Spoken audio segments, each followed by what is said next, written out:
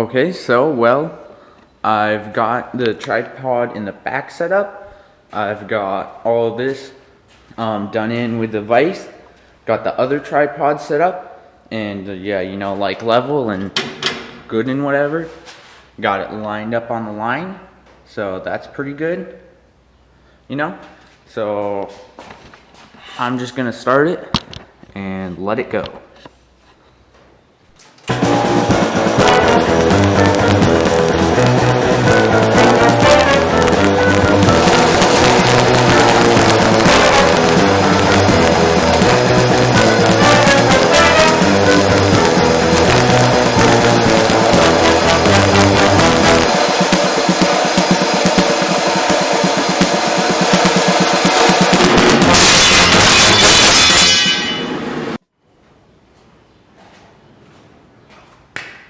So, I was able to find some bearings, just standard bearings off of like washing machines, whatever. I found them in some junk bins. So the only problem is that they're not thrust bearings. So they're bearings that roll like that, and all the pressure is pushing inwards. But I need a bearing that can not only rotate, but can be pushed downwards. But with these, if you're to push down on them, they'll pop out. Not really that good. They're also sort of nasty, but if they were thrust bearings, I could clean them off.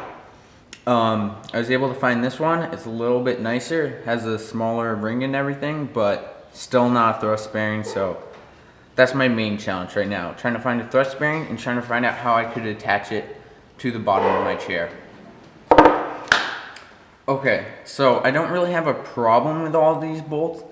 I more or less have a dilemma. So I was able to find all 12 of the bolts that I need that are all the same sizes and everything. Really nice. But now I have a choice, because I actually have 3 choices, because when you put these on, let me get one that has the face. So you put these on, yeah, that's a ton of wasted space there. So I could either leave it and just put a bolt on and forget about it. I could cut it off right at the edge of where it goes, so like right there, so then the bolt would still fit. But then it would either be really rough, so it'd just be annoying, so I'd have to run a die over it to like rethread it at the end. Or I can thread on one of the bolts and then cut it off at the edge, then unthread it after it's cut. I don't know which one I'm gonna do. Most likely the last one, because it seems easier and I can be lazy with it. But I finally have all the right size bolts. Now I just need all the nuts to them, and then the hinges should be done. So yeah. So another thing I was able to find was this piece of pipe. It is 4.5 inches by 3.5 inches tall.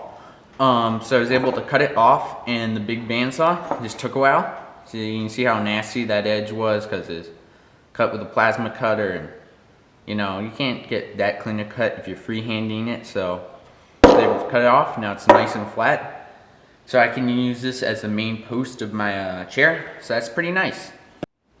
So for the plywood that I'm gonna use some of this stuff. We got it for pallets, or from pallets of just stuff that was sold on Craigslist. So it's pretty nice plywood. Probably have enough of it for all the panels.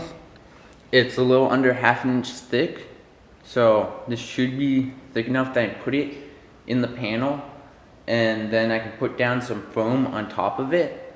Then I can put some fabric over it and staple it down so it looks like a normal chair. So I have my piece of angle iron. I've cut all the pieces out of it, there, and the end. So now I guess I can start bending it up.